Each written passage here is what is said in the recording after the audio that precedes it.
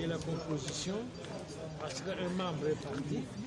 Le remplaçant sera désigné par le tribunal, le numéro 1 du tribunal.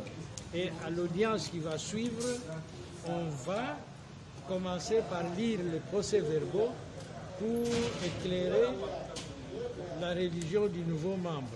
Et puis la procédure continue. Voilà, merci. Bongo na kati ya cour okoki koyebisa bandeko bakolanda nini leki kuna mpe lelo ekosala maboni. Bon, lelo nde c'est-à-dire bamikolo omoni baza bamikolo en âge bayebi mpe droit banda kala basalaka yango banda kala. Donc ndenge tolobaka le temps c'est aussi un facteur de paix. Kolala kolamuka bango moko batangi article 107 tango tokoti balobi kaka ke non sur base article 107 député bakangaka ye te ndenge wana nde omoni ministère public donc procureur a reconnaître asengi kaka na président ke non appliqué kaka article 107 ya constitution président mpe moya kende mosika eza lisusu te. Donc bakoti nde sikoyo komela mwa mai basala mwa français ndenge nini balibere mais procureur abeti boro moko na suka boro wana abeti na suka lobi nini ono article yango na alinea ya suka elobi ke poursuite elekaka délai ya session te nzoka nde biso totikali kaka à peu près na ba 20 jours ba 17 jours po tokende vacances. Donc en d'autres termes procureur alinga aloba ke soki toke session par toke congé vacances parlementaires bakobenga mwana mai yakana no totala papier ngona no ndenge bo komaki wana. Donc na minute ne tozabo tozokende mais il faut tobenga ne mwana mai mususu wana tumba to solola kaka na ndenge akimia ke mwana mai benda papier tika makambo soki te tokozonga lisusu. Alors honorable ba spéculation moko to be en spéculation dans les réseaux sociaux balobi que cour de cassation a rejeté demande ya arrêt ya poursuite lobano ezali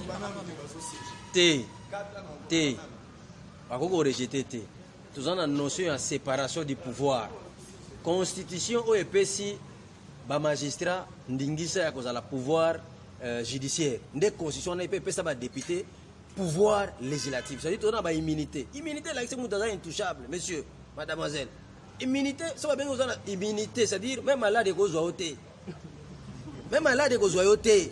Kenen na minganga tuna immunité relaxinine. C'est-à-dire muto aza vacciné à cause de maladie. Immunité parlementaire relaxinine. Député aza exempté, même un poids ko futate. Aza na ba droit te.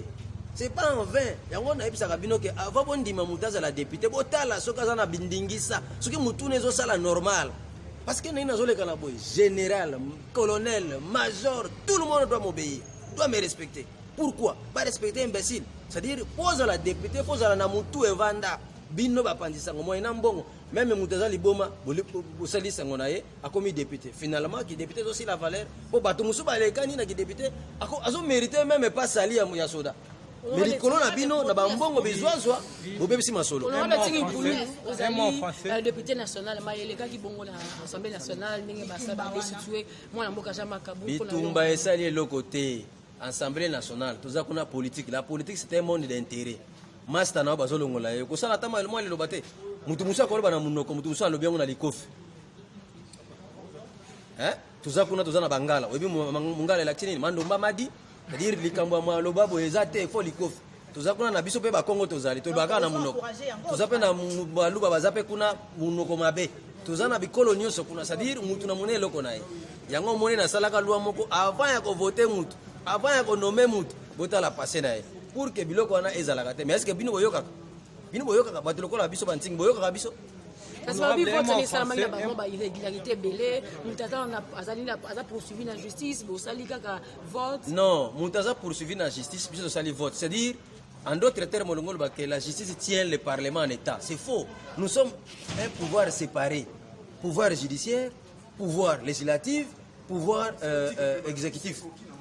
C'est-à-dire tout ça séparé. Pouvoir est président de Mokondi naye, autorité naye, yango pesa pe biso. Honorable là ici, c'est lui qui mérite le respect des autres, intouchable, ça a immunité. Le kango bien immunité, c'est-à-dire Même maladie cause honorable était. En principe, Honorablement en français, vous venez de sortir. la composition de la Chambre vient de statuer sur l'article 107. L'article 107 de la Constitution stipule qu'un député ne peut pas être poursuivi ni arrêté pendant la session, même en flagrant délit, sur l'autorisation du bureau. Faute de cette procédure de ne pas demander l'autorisation du bureau, la Chambre vient de décider le dossier clos pour libérer notre collègue Jean-Jacques Mamba. Mais qu'à cela ne tienne, compte tenu des effets qu'on appelle les infractions continuelles, donc après la session, les collègues pourraient être interpellés. C'est la raison pour laquelle ce qui reste à travailler, c'est d'avoir notre collègue Toumba Piana, de l'approcher pour qu'il puisse retirer la plainte en usage de faux et que la vie continue. Parce qu'en réalité, il ne va rien gagner. Êtes-vous satisfait de ce